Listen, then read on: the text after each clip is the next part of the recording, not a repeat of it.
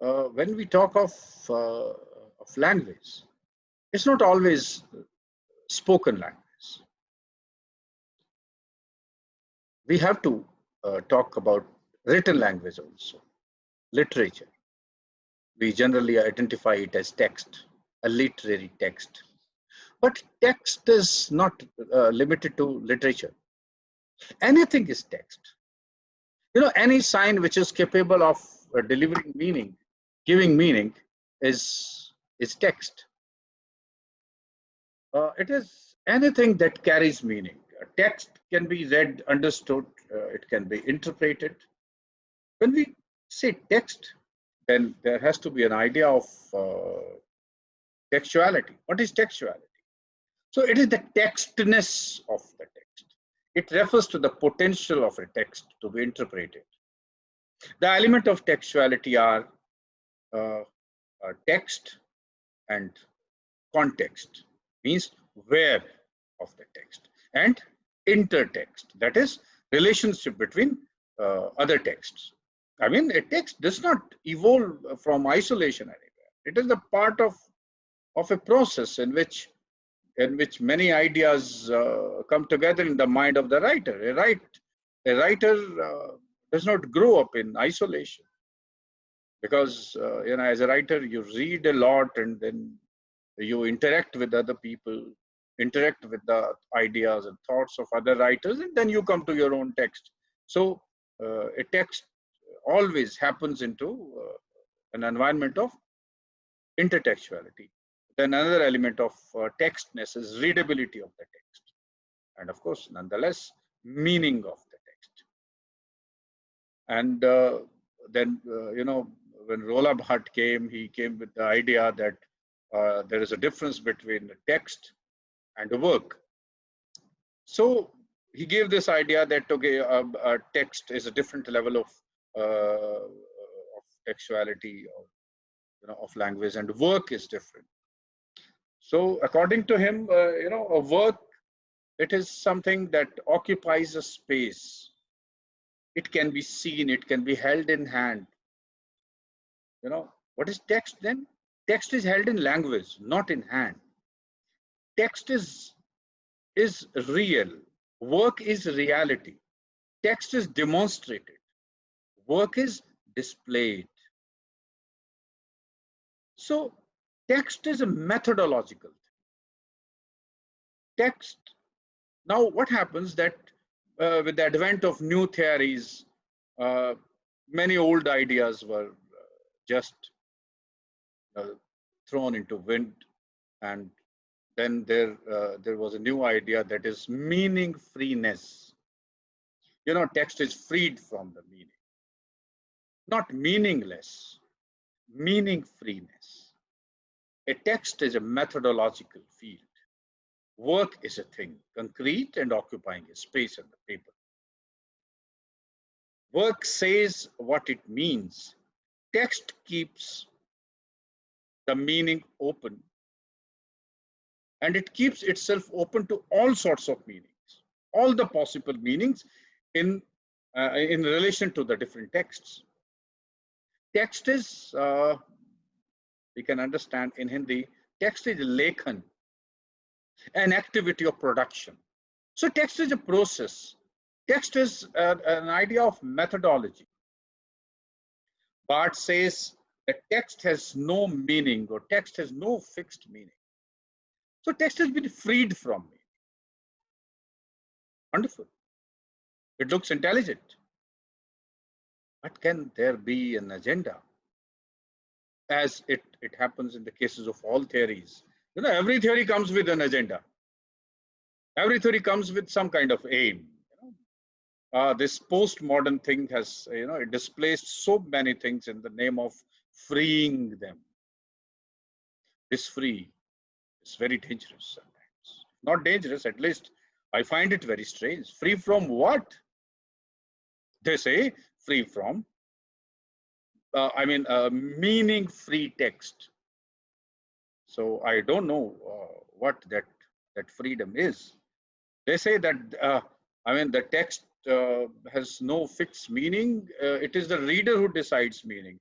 This displacement of meaning and the concept of reconstruction actually comes as a tool to displace the established concepts under Marxist agenda. I sometimes think it is. A logic was displayed to disprove and dislodge the old so as to plant the new. To uproot the order, all literary heritage has to be diminished. The author has to be killed in order to manhandle the book and to leave it vulnerable to all sorts of interpretation. You know, चौकीदार को तो पहले मारना पड़ेगा ना. You have to either make the watchman disappear, or you have to kill the watchman. And the new idea is the watchman is dead.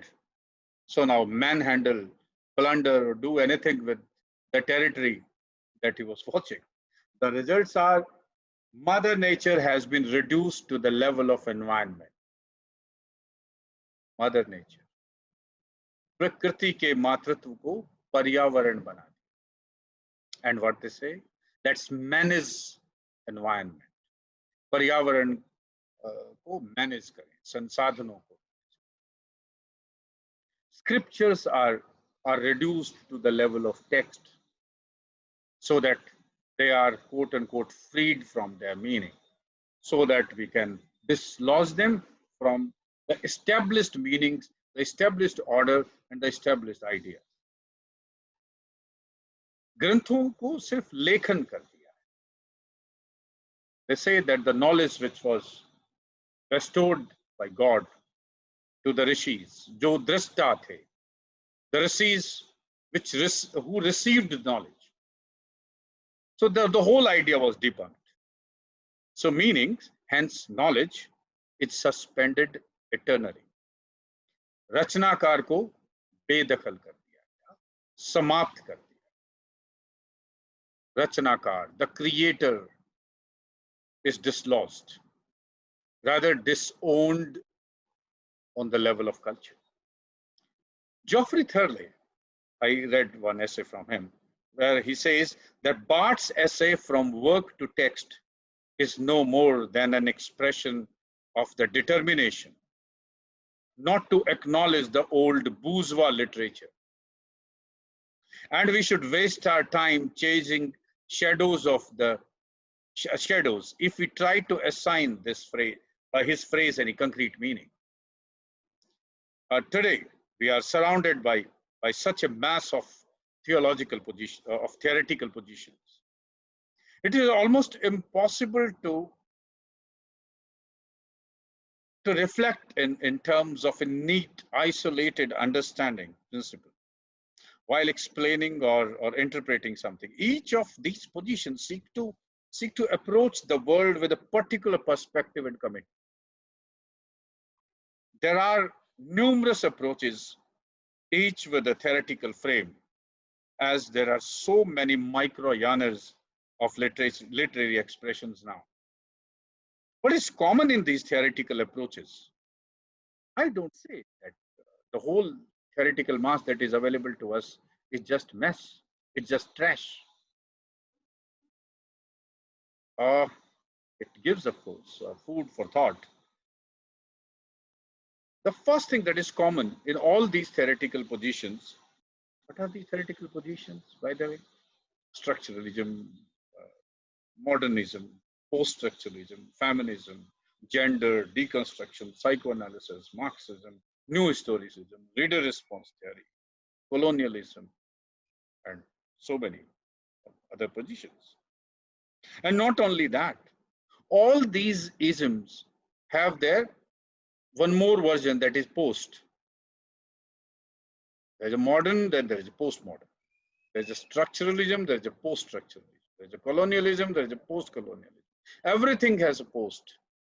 There's a truth, then there is a post-truth. There is an aesthetics, the idea of aesthetics, then there is an idea of post-aesthetics also. So interestingly, there are so many theories, and then they have their post version also. So I was talking about what is common in the theory. One is they question the common sense, which is challenging, of course. They re-look into how meaning is created.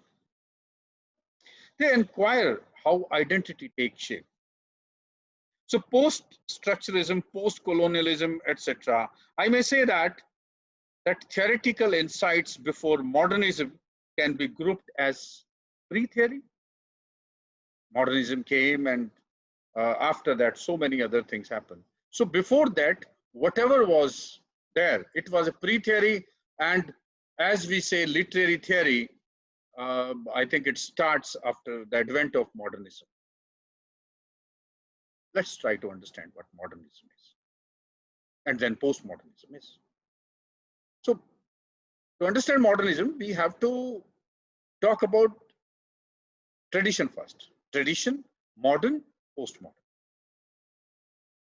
Tradition is tradition. Okay, there are 1, 2, 3, 4, 5 modes of behavior, and we will stick to it. This is tradition. Post tradition is, I want to do this, but in a new way. Is modernism after tradition. And what is postmodernism? Postmodernism is, I do not recognize any tradition at all. And because tradition is not needed, don't talk about tradition because it has no relevance. As there is a difference between truth and post-truth. What is post-truth? There is no truth, hence don't talk about truth. Don't talk about truth because there is no truth at all. So this is a compartmentalization of various pockets of knowledge. Same thing happens in the field of literature also, that compartmentalization of literature into micro genres, as I said earlier. You see, earlier there used to be just poetry. Now there is love poetry. I mean, is there a love poetry? Then by extension, there has to be poetry of despair also, or a despair poetry. There's a black literature. Is there a white literature, brown literature, Caucasian literatures also? There is Dalit literature, Sikh literature, pop literature, pandemic literature, feminist literature, gender literature, Holocaust literature. What do you see? Surprisingly, there is no massacre literature, referring to the Islamist expansion in India and elsewhere in the world. Of course, there is literature of partition that talks about how things happen in 1947, and there is a huge chunk of literature available.